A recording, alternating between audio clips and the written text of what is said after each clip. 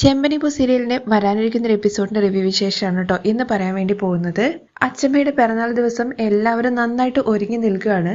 അതേസമയം രേവതിയാണെന്നുണ്ടെങ്കിൽ അടുക്കളയും കാര്യങ്ങളൊക്കെ ആയിട്ട് നിൽക്കുന്ന സമയത്ത് അച്ചമ്മ പറയുന്നുണ്ട്, രേവതി അതൊക്കെ അവിടെ വെച്ചിട്ട് നീ പോയിട്ട് ഡ്രസ്സൊക്കെ മാറിയിട്ട് നിന്റെ ആഭരണങ്ങളൊക്കെ ഇട്ടിട്ട് വായെന്ന് പറയുമ്പോൾ രേവതി ഒരു ഞെട്ടലോട് കൂടിയിട്ട് അവിടെ തന്നെ ഇങ്ങനെ നിൽക്കുന്നുണ്ട്. എന്താ രേവതി, ചന്ദ്ര നിനക്ക് ആഭരണങ്ങളൊക്കെ തിരിച്ചു തന്നില്ലേ എന്നുള്ള കാര്യം ചോദിക്കുന്നുണ്ട്. അയ്യോ അമ്മേ, ഞാൻ ആഭരണങ്ങളൊക്കെ എപ്പോഴോ രേവതിക്ക് കൊടുത്തു എന്നുള്ള മട്ടില് ചന്ദ്ര സംസാരിക്കുന്നുണ്ട്. അപ്പോഴേക്കും ചന്ദ്രമതിയെ ഇങ്ങനെ രേവതി നോക്കി പേടിപ്പിക്കുന്നുണ്ട്. കാരണം അത് റോൾഡ് ഗോൾഡ് ആഭരണങ്ങളാണ് രേവതി സത്യം മനസ്സിലാക്കിയതാണല്ലോ. ആ ആഭരണങ്ങൾ എല്ലാവരുടെ മുമ്പിൽ ഇട്ട് കഴിഞ്ഞു കഴിഞ്ഞാൽ അതിനി സ്വർണ്ണമല്ല എന്നുള്ള കാര്യം മറ്റുള്ളവർക്ക് മനസ്സിലായാലോ എന്നുള്ള ടെൻഷനിലാണ്. പിന്നെ അതിന്റെ പേരിൽ വലിയൊരു പ്രശ്നം നടക്കുമല്ലോ. അങ്ങനെ അച്ചമ്മയുടെ പിറന്നാൾ കൊള്ളാവണ്ട എന്ന് വിചാരിച്ചിട്ട് രേവതി പറയുന്നുണ്ട്, വേണ്ട അച്ചമ്മ, അതൊക്കെ എന്തിനാന്ന് ചോദിക്കുമ്പോൾ അതെല്ലാം വേണം.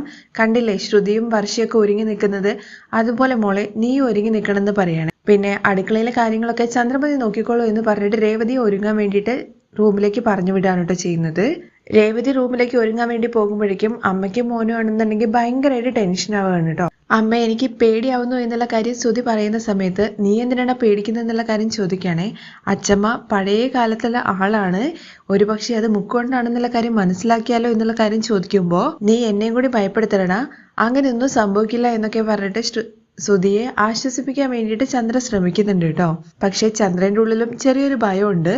അങ്ങനെ ചന്ദ്രമതിയാണെന്നുണ്ടെങ്കിൽ അച്ചമ്മ അടുക്കളയിലെ കാര്യങ്ങൾ നോക്കാൻ വേണ്ടി പറഞ്ഞുകൊണ്ട് തന്നെ അടുക്കളയിലേക്ക് പോവുകയാണ്. അങ്ങനെ ഓരോരുത്തരായിട്ട് അച്ചമ്മയുടെ പിറന്നാളിന് വന്നുകൊണ്ടിരിക്കുന്നുണ്ട്. ലക്ഷ്മിയും ദൈവവുമാണ് ആദ്യം വരുന്നത്. അത് കഴിഞ്ഞിട്ടാണ് കേട്ടോ നമ്മുടെ വർഷയുടെ അമ്മ അങ്ങോട്ടേക്ക് വരുന്നത്. വന്ന ഉടനെ തന്നെ മഹിമയാണെങ്കിൽ അച്ചമ്മയ്ക്ക് പിറന്നാൾ ആശംസകളൊക്കെ നേരുന്നുണ്ട്, അതിന് നന്ദിയുണ്ടെന്നൊക്കെ പറയുകയാണ്. അത് കഴിഞ്ഞ് മഹിമയുടെ അടുത്താണെന്നുണ്ടെങ്കിൽ ലക്ഷ്മി പറയുന്നുണ്ട്, നിങ്ങൾ ഇരിക്കൂ എന്നുള്ള കാര്യം. വേണ്ട, ഞാൻ ചന്ദ്രയുടെ അടുത്ത് സംസാരിച്ച് നിൽക്കുവാണെന്നുള്ള കാര്യം ലക്ഷ്മിയെ ഒന്ന് താഴ്ത്തി കിട്ടുന്ന രീതിയിലാണ് കേട്ടോ മഹിമ സംസാരിക്കുന്നത്. അത് കേട്ട ഉടനെ തന്നെ അച്ചമ്മ ചോദിക്കുന്നുണ്ട്, അല്ല നിങ്ങൾ എന്താ എപ്പോഴും തനിയെ വരുന്നത്, വർഷയുടെ അച്ഛൻ വന്നില്ലേ എന്നുള്ള കാര്യം ചോദിക്കുന്നുണ്ട്. അത് എന്ന് പറഞ്ഞ് മഹിമ തുടങ്ങുമ്പോഴേക്കും ഔട്ട് ഓഫ് സ്റ്റേറ്റ് ആയിരിക്കോ അല്ലേ എന്നുള്ള കാര്യം രവി കളിയാക്കി ചോദിക്കുന്നുണ്ട് കേട്ടോ. മഹിമയെ കളിയാക്കി കാണുമ്പോഴേക്കും നമ്മുടെ ചന്ദ്രയ്ക്കാണെന്നുണ്ടെങ്കിൽ ഭയങ്കരമായിട്ട് ദേഷ്യം വരുന്നുണ്ട്. അവരെന്താ രവിയേട്ടാ നിങ്ങളെ പോലെ റിട്ടയർഡ് ആയിട്ട് ഇരിക്കുകയാണോ, എപ്പോഴും ജോലി തന്നെയല്ലേ, അപ്പോ ഒരുപാട് സ്ഥലങ്ങളിലൊക്കെ പോകേണ്ടി വരും. എന്തായാലും അവര് വരുമ്പോ വരട്ടെ, നീ വരും മഹിമ എന്ന് പറഞ്ഞിട്ട് മഹിമയും കൂട്ടിയിട്ട് അവരുടെ അടുത്ത് പെട്ടെന്ന് അങ്ങനെ പോവാണ് കേട്ടോ ചന്ദ്ര ചെയ്യുന്നത്. അത് കഴിഞ്ഞ് മഹിമയ്ക്കാണെന്നുണ്ടെങ്കിൽ നമ്മുടെ രേവതി വെള്ളമൊക്കെ കൊണ്ടു കൊടുക്കുന്നുണ്ട്. എന്നിട്ട് അവിടെ കുടിച്ച ഗ്ലാസ് ഒക്കെ ഉള്ളതൊക്കെ എടുത്തുകൊണ്ട് രേവതി അടുക്കളയിലേക്ക് പോവുകയാണ് ചെയ്യുന്നത്. അതിനിടയ്ക്ക് അച്ചമ്മയുമായിട്ട് സംസാരിച്ചുകൊണ്ടിരിക്കുകയാണ് കേട്ടോ നമ്മുടെ ലക്ഷ്മി. അച്ചമ്മ ലക്ഷ്മിയുടെ അടുത്ത് ചോദിക്കുന്നുണ്ട്, ഇപ്പോ പൂവിന്റെ വ്യാപാരമൊക്കെ എങ്ങനെ പോകുന്നു എന്നുള്ള കാര്യം. പുറമേക്കുള്ള ഓർഡർ കുറവാണ്, പക്ഷെ സ്ഥിരമായിട്ട് അമ്പലത്തിലേക്ക് കെട്ടുന്ന മാലയുടെ ആ കോൺട്രാക്ട് ഇപ്പോഴും ഉണ്ട്, അതുകൊണ്ട് കുഴപ്പമില്ലാതെ പോകുന്നു എന്നുള്ള കാര്യമൊക്കെ ലക്ഷ്മിയും പറയുന്നുണ്ട്. ലക്ഷ്മിയും അതുപോലെ അച്ചമ്മയുടെ സംസാരം കേൾക്കുന്നതിന്റെ ഇടയ്ക്ക് അവരെ ഒന്ന് കൊച്ചാക്കുന്ന രീതിയിൽ മഹിമയുടെ അടുത്ത് പറയുന്നുണ്ട്, പിന്നെ വലിയ എയറോപ്ലെയിന് കോൺട്രാക്റ്റില് 4 മുളം പൂ കിട്ടുന്നതിനാണ് ഇങ്ങനത്തെ സംസാരമൊക്കെ സംസാരിക്കുന്നതെന്ന് പറഞ്ഞിട്ട് അവരെ ഒന്ന് പുച്ഛിക്കുകയാണ് കേട്ടോ ചന്ദ്ര. അതിനിടയ്ക്ക് ദേവും അതുപോലെ തന്നെ ശ്രീകാന്തും കൂടി ചേർന്നിട്ടാണ് ബലൂൺ എല്ലാം കെട്ടിക്കൊണ്ടിരിക്കുന്നത്. ബലൂൺ ഒന്ന് പൊട്ടുന്ന സമയത്ത് ശ്രീകാന്ത്, നിനക്ക് ബലൂൺ മര്യാദയ്ക്ക് നോക്കി മേടിക്കാൻ അറിയില്ല എന്നുള്ള കാര്യം ചോദിക്കുകയാണേ. ഒരെണ്ണല്ലേ പൊട്ടിയുള്ളൂ, ബാക്കിയെല്ലാം നന്നായിട്ട് ഇരിക്കുന്നുണ്ടല്ലോ എന്ന് ശ്രീകാന്ത് പറയുന്ന സമയത്ത് അല്ലല്ല നീ നോക്കി മേടിക്കാത്തത് കൊണ്ടാണ് ഇങ്ങനെ സംഭവിച്ചത് എന്നുള്ള കാര്യം ദേവ് പറയാണേ. ഇവരുടെ സംസാരം അപ്പോഴേക്കും മഹിമയും അതുപോലെ ചന്ദ്രയും നോക്കി നിൽക്കുന്നുണ്ട്. ചന്ദ്രയ്ക്ക് അത്ര അങ്ങ് ദഹിക്കുന്നൊന്നുമില്ല കേട്ടോ. തുടർന്ന് ശ്രീകാന്ത് ദേവുവിന്റെ അടുത്ത് പറയുന്നത്, നിനക്കൊക്കെ എങ്ങനെയാണ് ഒരു ചെക്കനെ കിട്ടാൻ വേണ്ടി പോകുന്നത് എന്നുള്ള കാര്യം ചോദിക്കുമ്പോൾ നിനക്കൊരു പെണ്ണിനെ കിട്ടിയില്ലേ, അപ്പോ എനിക്കൊരു ചെക്കനെ കിട്ടാതിരിക്കുമോ എന്നുള്ള കാര്യം ദേവു ചോദിക്കുകയാണ്. ആ ബുദ്ധിമുട്ടായിരിക്കും എന്നുള്ള രീതിയിൽ ശ്രീകാന്തും പറയുന്നുണ്ട്. അങ്ങനെ നിനക്ക് ഒരാളെ കിട്ടിയാലും നിന്റെ സംസാരം കേട്ട് കഴിഞ്ഞു കഴിഞ്ഞാൽ അവൻ ഓടിപ്പോകുന്നുള്ള കാര്യം പറയുമ്പോഴേക്കും നിന്നെ ഞാനെന്ന് പറഞ്ഞിട്ട് ശ്രീകാന്തിന്റെ പുറകെ അടിക്കാൻ വേണ്ടിയിട്ട് ദേവു ഓടുന്നുണ്ട് കേട്ടോ. എന്താടാ നീ പറഞ്ഞത്, എനിക്ക് കിട്ടില്ല എന്നുള്ള കാര്യമോ, കിട്ടില്ല എന്നല്ലേ പറഞ്ഞെന്ന് ശ്രീകാന്ത് പറയുമ്പോഴേക്കും ബലൂൺ എടുത്തിട്ട് അടിക്കാൻ വേണ്ടി പോവാണ് കേട്ടോ. അത് കണ്ട് ചന്ദ്രയാണെന്നുണ്ടെങ്കിൽ ബാമയുടെ അടുത്ത് പറയുന്നുണ്ട്, ഇത് നോക്കി ഈ രേവതിയുടെ അനിയത്തി ശ്രീകാന്തിനോട് ചെയ്യുന്ന രീതി നോക്ക്. ഇത് കണ്ടിട്ട് മഹിമയ്ക്ക് ദേഷ്യം വരുന്നുണ്ട്, എന്താണാവോ ചെയ്യാന്നുള്ള മട്ടില് ചന്ദ്ര ഇങ്ങനെ നിൽക്കുവാണേ. ബാക്കിയുള്ളവരെല്ലാവരും എന്നുവെച്ചാൽ മഹിമയും ചന്ദ്രയും ഒഴികെ ഒരു തമാശ എന്നുള്ള രീതിയിൽ മാത്രമേ എടുക്കുന്നുള്ളൂ. ശ്രുതി അതിനകത്ത് പെടുന്നില്ല കേട്ടോ. അങ്ങനെ രണ്ടുപേരും കൂടി ഓടി ചെന്നിട്ട് നമ്മുടെ വർഷയുടെ മുമ്പിൽ പെടുവാണേ. വർഷയെ കാണുമ്പോഴേക്കും ഇവരാണെന്നുണ്ടെങ്കിൽ അങ്ങ് സ്റ്റോപ്പ് ചെയ്യുന്നുണ്ട്. അതുമാത്രമല്ല വർഷയുടെ മുഖഭാവം കണ്ടിട്ട് രണ്ടുപേർക്കും ആകെ എന്തോ പോലെ ആവുന്നുണ്ട് കേട്ടോ. വർഷ ഭയങ്കര സീരിയസ് ആയിട്ടാണ് മുഖം പിടിച്ചിരിക്കുന്നത്. അതൊന്നും വർഷയ്ക്ക് അത്ര ഇഷ്ടപ്പെട്ടിട്ടില്ല എന്നുള്ള മട്ടില് ശ്രീകാന്തെ നീ എന്താ ഇവിടെ ചെയ്യുന്നതെന്നുള്ള കാര്യം ചോദിക്കുമ്പോഴേക്കും അച്ചമ്മ ചിരിക്കുന്നുണ്ട് കേട്ടോ അവിടെ നിന്നിട്ട്. പക്ഷെ ബാമയാണെന്നുണ്ടെങ്കിൽ ചന്ദ്രയുടെ അടുത്ത് പറയുന്നുണ്ട്, അയ്യോ വർഷയ്ക്ക് ദേഷ്യം വന്നു എന്നാണല്ലോ തോന്നുന്നത്, വലിയൊരു പ്രശ്നം നടക്കാൻ വേണ്ടി പോകുന്നു എന്ന് തോന്നുന്നു എന്നൊക്കെ ബാമ ഭയങ്കര ടെൻഷനോട് കൂടി പറയുന്നത് കേൾക്കുമ്പോഴേക്കും ചന്ദ്ര പറയുന്നുണ്ട്, പിന്നല്ലാതെ ഭർത്താവ് വേറൊരു പെണ്ണിന്റെ കൂടെ കളിക്കുന്നത് കണ്ടു കഴിഞ്ഞാൽ ഏത് ഭാര്യയ്ക്കാ ദേഷ്യം വരാതിരിക്കുക. തുടർന്ന് മഹിമയും പറയുന്നുണ്ട് കേട്ടോ ചന്ദ്രയുടെ അടുത്ത്, വർഷയ്ക്ക് നല്ല ദേഷ്യം വന്നു എന്നാണ് തോന്നുന്നത് എന്നുള്ള കാര്യം. വർഷയുടെ ഭാവം കാണുമ്പോഴേക്കും ശ്രീകാന്ത് പറയുന്നുണ്ട്, ദേവുവാണ് എന്നെ അടിക്കാൻ വേണ്ടി വന്നത് എന്നുള്ള കാര്യം. അപ്പോഴേക്ക് ദേവുവിന്റെ മുഖത്തേക്ക് വർഷ നോക്കുന്നുണ്ട്.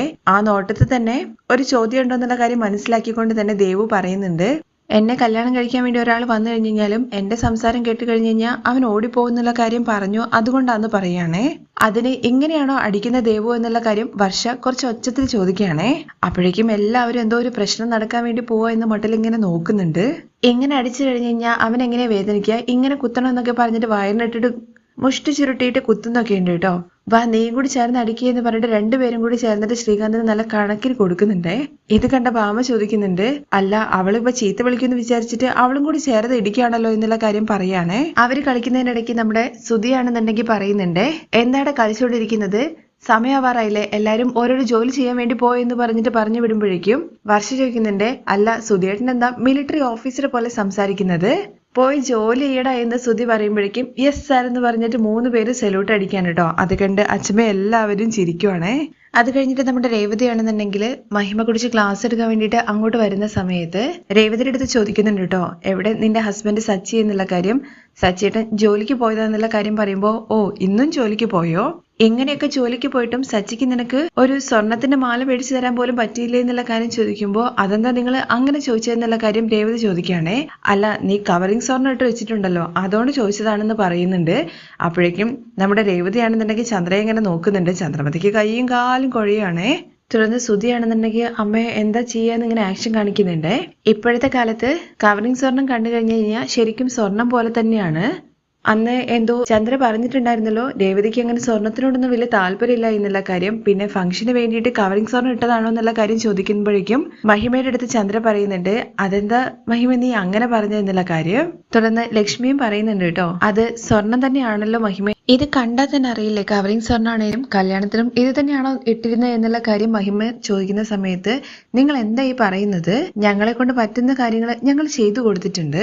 തുടർന്ന് രേവതിയും പറയുന്നുണ്ട്, എല്ലാം സ്വർണ്ണമാണ്. എന്താ രേവതി, ഞാനെന്താ പുറത്തുള്ള ഒരാളാണോ, എന്തിനാ എന്റെ അടുത്ത് കള്ളം പറയുന്നത്, കണ്ടാൽ തന്നെ അറിയില്ലേ. രേവതിയെ കുറിച്ച് അങ്ങനെ പറയുന്നത് കേൾക്കുമ്പോഴേക്കും രവി പറയുന്നുണ്ട്, മഹിമ നീ എന്താ അങ്ങനെയൊക്കെ സംസാരിക്കുന്നത്, രേവതി എന്തിനാ നിങ്ങളടുത്ത് കള്ളം പറയുന്നത്, വീട്ടില് ചെറിയൊരു പ്രശ്നമായത് കാരണം അവള് സ്വർണ്ണം എല്ലാം ഊരി കൊടുത്തിട്ടുണ്ടായിരുന്നു ചന്ദ്രയ്ക്ക്, അതുകൊണ്ട് നിങ്ങൾ കണ്ടിട്ടുണ്ടാവില്ല, ഫംഗ്ഷന് വേണ്ടിയിട്ട് അവള് തിരികെ അത് മേടിച്ചിട്ടതാണ്. അല്ല രവേട്ട, ഇത് കണ്ടാൽ തന്നെ അറിയാലോ കവറിങ് ആണ്. അച്ഛമ്മയ്ക്ക് അങ്ങ് ദേഷ്യം വരികയാണ് കേട്ടോ ചെയ്യുന്നത്. അല്ല നിനക്കെങ്ങനെ ഇത് കണ്ടാൽ തന്നെ അറിയുന്നത്, ആ സ്വർണ്ണം എല്ലാം സെലക്ട് ചെയ്തത് ഞാനും കൂടി ചേർന്നിട്ടാണ്, അതുകൊണ്ട് എനിക്കറിയാം രേവതി എന്ന സ്വർണ്ണാഭരണങ്ങൾ ഇടാൻ വേണ്ടി പാടില്ല അങ്ങനെ എന്തെങ്കിലും ഉണ്ടോന്ന് ചോദിക്കാണേ. അയ്യോ അങ്ങനെ പറഞ്ഞതല്ല, കണ്ടപ്പോ എനിക്ക് അങ്ങനെ തോന്നി എന്ന് മഹിമ പറയാണേ. മഹിമയെ രക്ഷിക്കാൻ വേണ്ടിയിട്ട് ചന്ദ്ര പറയുന്നുണ്ട്, ഫംഗ്ഷന് വേണ്ടിയിട്ട് അത് പോളിഷ് ചെയ്തിട്ടുണ്ടാവും അതുകൊണ്ടാണ് അങ്ങനെ തോന്നിയെന്ന് മഹിമയുടെ അടുത്ത് പറയാണേ. തുടർന്ന് അച്ഛമ്മ ചോദിക്കുന്നുണ്ട്, ഇനിയിപ്പോ അത് സ്വർണ്ണാണെന്ന് തെളിയിക്കാൻ വേണ്ടിയിട്ട് നിന്റെ അടുത്ത് ബില്ല് കാണിക്കാൻ പോയി കഴിഞ്ഞ് കഴിഞ്ഞാൽ നീ വേണമെങ്കിൽ ഉരച്ചു നോക്കണം എന്നുള്ള കാര്യമൊക്കെ പറയല്ലോ എന്നൊക്കെ അച്ഛമ്മ ഭയങ്കര ദേഷ്യത്തിൽ ചോദിക്കുമ്പോഴേക്കും മഹിമ ഇല്ല കണ്ടപ്പോ എനിക്ക് അങ്ങനെ തോന്നിയത് അതുകൊണ്ട് ചോദിച്ചാ, നിനക്ക് അങ്ങനെ തോന്നിയിട്ടുണ്ടെങ്കിൽ നിന്റെ കയ്യിൽ തന്നെ വെച്ചാൽ മതി, ഇങ്ങനെ എല്ലാവരുടെയും മുമ്പിൽ വെച്ച് ചോദിച്ചു കഴിഞ്ഞു കഴിഞ്ഞാൽ ആ പെണ്ണിന്റെ മനസ്സ് വിഷമിക്കില്ലേ. അപ്പോഴേക്കും മഹിമയാണെന്നുണ്ടെങ്കിൽ മഹിമയുടെ കാര്യത്തിൽ ഒരു തീരുമാനമാക്കും അച്ഛമ്മ എന്നുള്ള കാര്യം മനസ്സിലാക്കിയിട്ട് രേവതിക്ക് അരികിലേക്ക് ചെന്നിട്ട്, സോറി രേവതി ഞാൻ അങ്ങനെ വിചാരിച്ച് ചോദിച്ചല്ല എന്ന് പറയുകയാണെ. പക്ഷെ രേവതിയാണെന്നുണ്ടെങ്കിൽ അവിടുന്ന് മാറി നിൽക്കാൻ കേട്ടോ മഹിമയുടെ അരികിൽ നിന്ന് ഒന്നും മിണ്ടാതെ. വർഷയ്ക്കാണെങ്കിൽ നല്ല കലി വരുന്നുണ്ട് കേട്ടോ. വർഷം അങ്ങോട്ട് മഹിമയ്ക്ക് അരികിലേക്ക് ചെന്നിട്ട്, രേവതി ചേച്ചി എന്ത് ജ്വല്ലറി ഇട്ടാലും അമ്മയുടെ പ്രശ്നം എന്താണ്, വാ ഇങ്ങോട്ട് എന്ന് പറഞ്ഞിട്ട് അവിടുന്ന് കൂട്ടിയിട്ട് കൊണ്ടുപോവാണേ. മഹിമ അങ്ങ് പോയി കഴിഞ്ഞതിന് ശേഷം രവി പറയുന്നുണ്ട്, നിങ്ങൾ അതൊന്നും മനസ്സിൽ വെക്കേണ്ട അവള് പറഞ്ഞ കാര്യങ്ങൾ എന്ന് ലക്ഷ്മിയുടെ അടുത്ത് പറയുന്ന സമയത്ത്, ഇല്ല രവിയേട്ടാ, പക്ഷെ അവര് റോൾഡ് ഗോൾഡ് എന്നുള്ള കാര്യം പറഞ്ഞപ്പോ മനസ്സ് വേദനിച്ചു പോയി എന്നുള്ള കാര്യം പറയണേ, അതുകൊണ്ടാണ് ഞാൻ പറഞ്ഞത്, എന്തായാലും നിങ്ങൾ ഇരിക്കുന്നു പറയാണ്. പക്ഷെ ദേവുവിന് എന്തൊക്കെയോ ഒരു സംശയം തോന്നുന്നുണ്ട് കേട്ടോ. ദേവു ആണെന്നുണ്ടെങ്കിൽ രേവതിയുടെ മുഖത്തേക്ക് നോക്കുമ്പോഴേക്കും രേവതി അവിടുന്ന് പോവാണ്. അതേസമയം ഭാമ ചന്ദ്രയുടെ അടുത്ത് പറയുന്നുണ്ട്, ഞാൻ വിചാരിച്ചു അവരിങ്ങനെ പോയി കഴിഞ്ഞു കഴിഞ്ഞാൽ ഉരച്ചു നോക്കൂ എന്നുള്ള കാര്യം, ഭാഗ്യത്തിന് നീ രക്ഷപ്പെട്ടു എന്നുള്ള കാര്യം ചന്ദ്രയുടെ അടുത്ത് പറയും.